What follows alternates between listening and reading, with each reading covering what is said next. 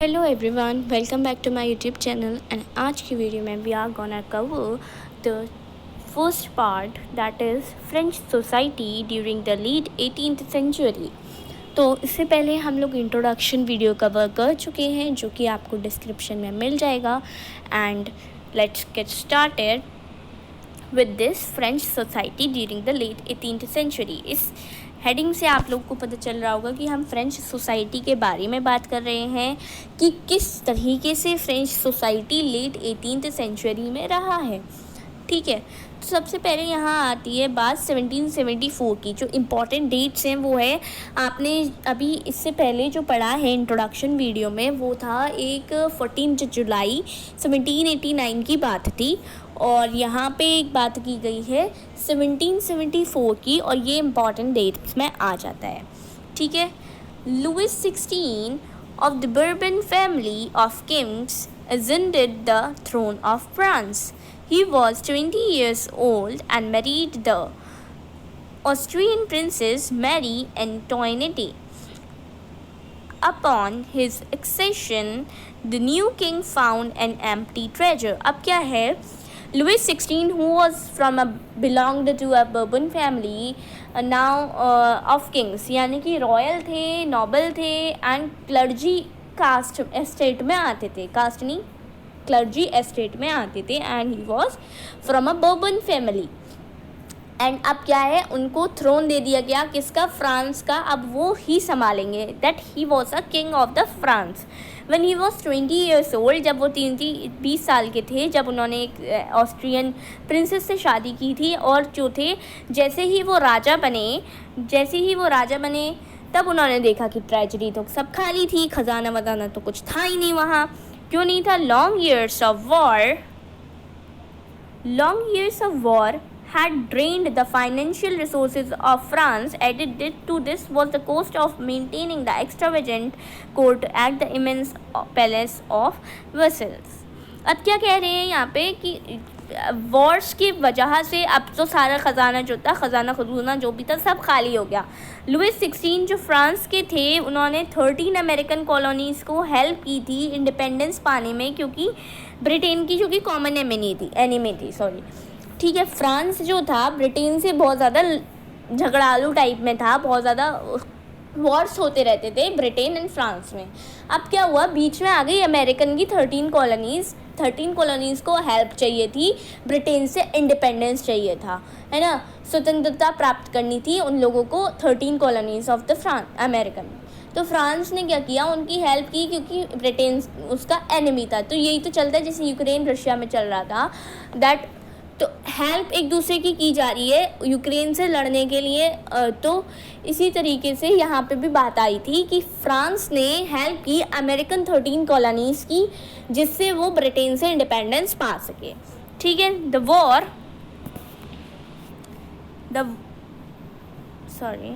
War added more to billions livres to our डेप्ट। Livres यानी कि यहाँ पे लिवर्स का मतलब क्या होता है, यहाँ दे रखा है यूनिट करेंसी होती है। ये एक फ्रांस की जो कि डिसकंटिन्यूड हो गई थी 1794 में। ठीक है, 1794 में ये डिसकंटिन्यूड की गई। क्यों?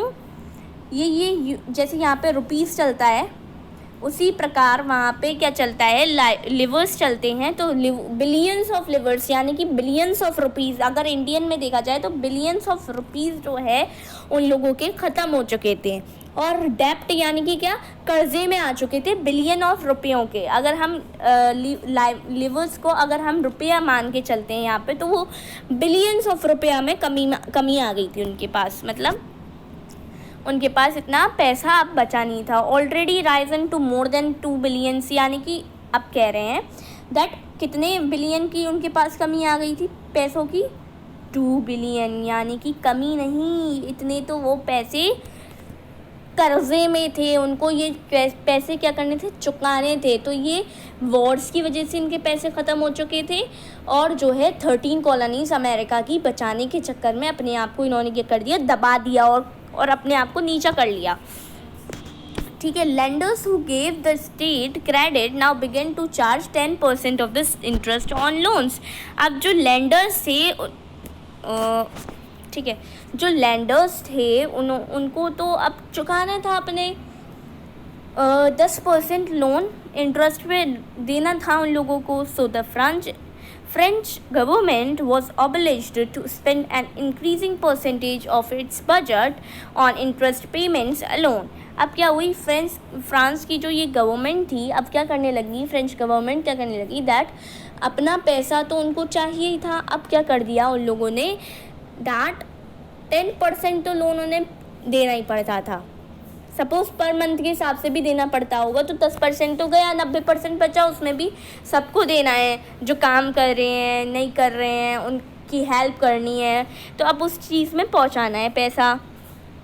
अब इन रेगुलर एक्सपेंसेस को बचाने के लिए, मीट करने के लिए, such as the costing of maintaining army, the court, running government offices, ये सारी यूनिवर्सिटीज़ वगैरह करने के लिए, चलाने के लिए हमें क्या करना था, टैक्सेस को इंक्रीज़ करना था। एक ही चारा बचा था किसके पास, किंग के पास। किंग कौन था, लुइस 16। एंड अब किंग के पास एक ही चारा बचा था दैट टैक्स को क्या कर दो, इंक्रीज़ कर दो, टैक्स को इंक्रीज़ कर दो जिससे उनको पैसा मिल सके एंड वो यूनिवर्सिटीज़ एंड गवर्नमेंट ऑफिसेज वगैरह को चला सकें। ठीक है, टैक्स को भी इंक्रीज़ करना था तो वो लोगों से ही पैसा ले रहा था, वापस से लोगों को पैसा दे रहा था, लोगों से पैसा ले रहा था टैक्स के थ्रू, तो क्या था, इंक्रीज़ करने लगा वो tax. Yet even this measure would not have sufficient. अब क्या कह रहे हैं, ये लोन भी क्या नहीं था, सफिशिएंट नहीं था हमारे लिए कि हम इसके थ्रू भी लोगों को पैसा पहुंचा सकें। French society in 18th century was divided into 3 estates and only members of the 3rd estate paid tax। ठीक है, अब यहाँ पे क्या बता रहे हैं कि 3 एस्टेट्स में क्या बांटा गया, किसको बांटा गया, लोगों को बांट दिया गया। 3 एस्टेट्स में बांटा गया, पहली थी क्लर्जी, फिर थी नोबेलिटी, फिर आ गई इन 3rd एस्टेट को भी 3 चीज़ों में बांट दिया गया। क्लर्जी की बात की जाए तो clergy was the one group of persons invested with special functions in the church. ठीक है, ग्रुप ऑफ पर्सन जो कि इन्वेस्ट करते थे special functions of the church में। तो अब क्या है, अब जो ये टैक्स वगैरह पे करता था ये लोग नहीं करते थे, क्लर्जी एस्टेट नहीं करता था, ना ही नोबेलिटी एस्टेट करता था। Nobility were the ones who are royal, जिनके पास पैसा बहुत था, पैसा होने के बाद भी इन लोगों से पैसा टैक्स के थ्रू नहीं वापस लिया जाता था। लेकिन दोज हु, जो मेहनती लोग थे उनको टैक्स पे करना पड़ता था, जो पैसा कमाते थे सही तरीके से उनको क्या करना पड़ता था, पैसा पे करना पड़ता था। These were the big business merchants. पहले वाले में कौन आता था, big business merchants, court officials, lawyers etcetera. दूसरे वाले में आते थे पीजेंट्स एंड आर्टिशियंस। तीसरे में बांटा गया स्मॉल पीजेंट्स और लेबर्स वगैरह, विमेंस वगैरह को बांटा गया। ठीक है जी, फिर आगे आ जाते हैं। अब आगे बढ़ते हुए, the society estates was part of the feudal system that dated back to the Middle Ages. The term old regime is usually used to describe society and institutions of France before 1789। जो 1789 से जो पहले की जो society और institutions हैं उसको old regime describe करता है, इम्पॉर्टेंट है। फिर आ जाते हैं, figure 2 shows how the system of Eastern French society was organized। Peasants made up to 90% of the population. तो अब क्या कह रहे हैं, पीसेंट्स जो थे, नॉबल लोग कम थे, रॉयल लोग कम थे, क्लर्जी लोग कम थे, तो 90% ऑफ द पॉपुलेशन कंटेन करती थी पीसेंट्स, जो कि 3rd एस्टेट में आते थे। However only a small number of them owned the land, they cultivated about 60% of the land was owned by the nobles, the church and other 3rd estate के लोगों को, richer members of the 3rd estate. ठीक है, ये क्या थे, अब लोग क्या थे, 3 एस्टेट में बातें गई थी, 3rd एस्टेट के लोग ही क्या करते थे, टैक्स पे करते थे, और जो क्लर्जी और नोबेलिटी वाले लोग थे वो नहीं करते थे, उनको प्रिविलेजेस दी जाती थी बहुत ज़्यादा। The most important of these was exemption from paying taxes to the estate. The nobles further enjoyed feudal privileges. जो उनको पहले से प्रिविलेजेस मिलती थी वो तो अपनी इंजॉय कर रहे थे। सब आफत किस पे आ रही थी, 3rd एस्टेट वाले लोगों को। 3rd एस्टेट वाले लोग बेचारे परेशान थे और उन्हीं को ही अपनी कुछ आवाज़ उठानी चाहिए थी, है ना।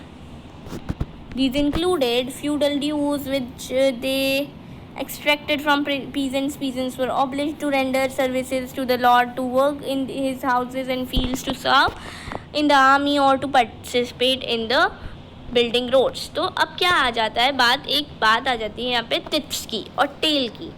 तिथ्स कौन थे? तिथ्स क्या था ये? The church to extracted its shares of taxes called tithes from the peasants. अब क्या था, चर्च क्या करती थी, पैसे लेती थी.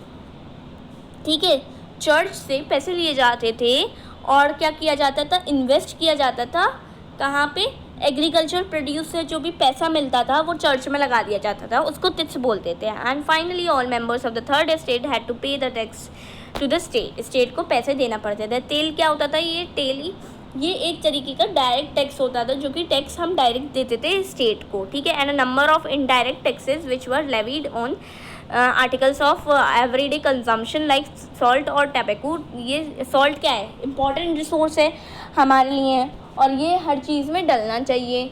तो जो है सॉल्ट पे ही इन लोगों ने टैक्स बढ़ा दिया, टैक्स कर दिया, यानी कि सॉल्ट तो नेसेसरी हो गया रिसोर्स. अब लोग इसको खरीदेंगे तो खरीदेंगे, लेकिन टैक्स के बढ़े हुए टैक्स के साथ खरीदेंगे. ठीक है.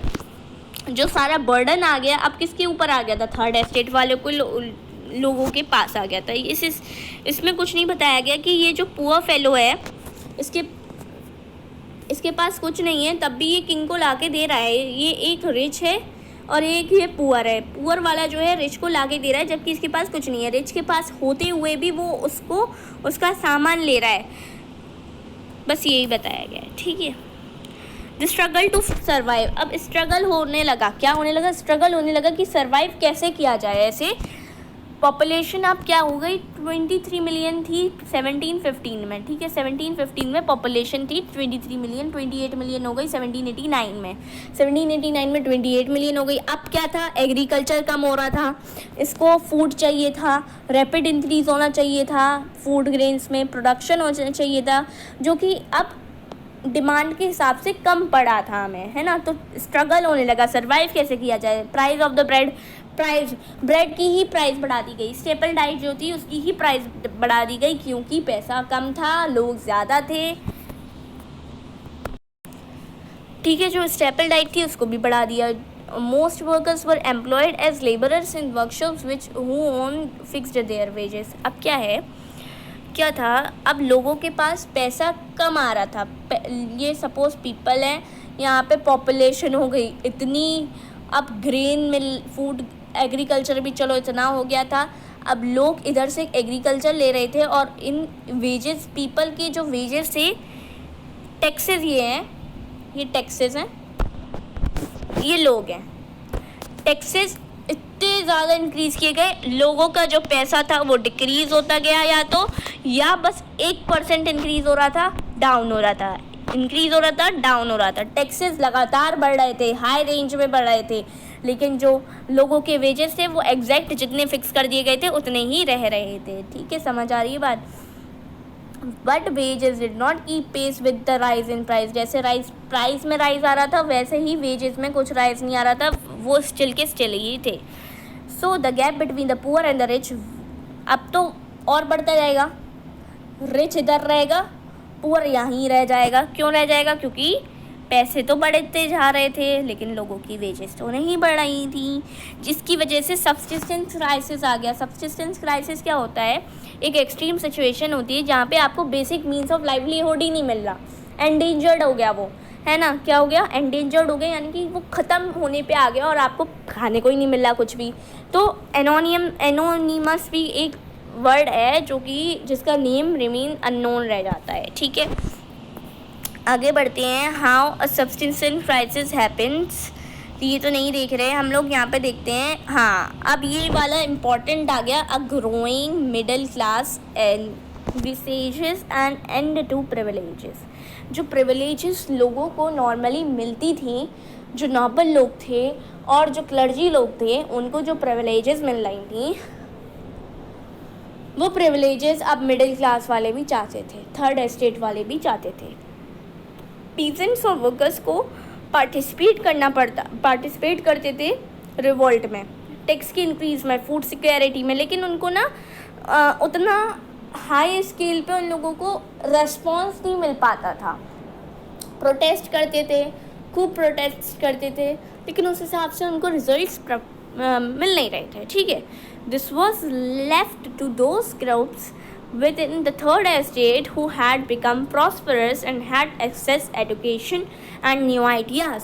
अब क्या होने लगा, अब जो ये प्रोटेस्ट थे, प्रोटेस्ट को आगे बढ़ाने का जिम्मा किसने ले लिया, दैट अब जो थर्ड स्टेट के जो लोग थे उसमें से जो कुछ नोबल लोग हो रहे थे। क्यों हो रहे थे, बिकॉज नोबल वैसा पैसा वाला नोबल नहीं, जो एडुकेशन के साथ नोबल हो रहे थे, जो एडुकेशन प्राप्त करने के बाद और ज़्यादा आगे बढ़ रहे थे और चाह रहे थे ये जो प्रिविलेजेस हैं उनको ही ना मिले, हमें भी मिले, या तो ये प्रिविलेजेस ही हट जाएं।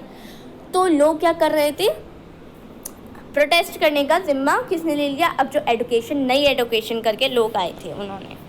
18th century witnessed the emergence of social groups termed the middle class who earned their wealth through and expanding overseas through। अब क्या करने लगे लोग इंडिया में, मतलब सपोज इंडिया मान लो, है ना, जैसे इंडिया में लोगों को अपने खुद का घर में, मतलब इंडिया के अंदर ही जॉब्स नहीं मिल रही थी तो वो बाहर चले गए या बाहर यहाँ से ट्रेड करवाने लगे। तो वैसे ही फ्रेंच में शुरू हो गया कि हाँ हम ऐसे ट्रेड करेंगे, तो ट्रेड करने लगे मिडिल क्लास वाले, कुछ गुड्स बनाने लगे, वुलन, सिल्क, टेक्सटाइल्स वगैरह, और उसको एक्सपोर्ट कराने लगे दूसरी सोसाइटीज़ में। ठीक है, in addition to the merchants and manufacturers the third estate includes professions such as lawyers. अब क्या होने लगे, अब जैसे जैसे एजुकेशन बढ़ता गया वैसे वैसे लॉयर्स और बहुत सी चीज़ें हमारी थर्ड एस्टेट में बढ़ती गई।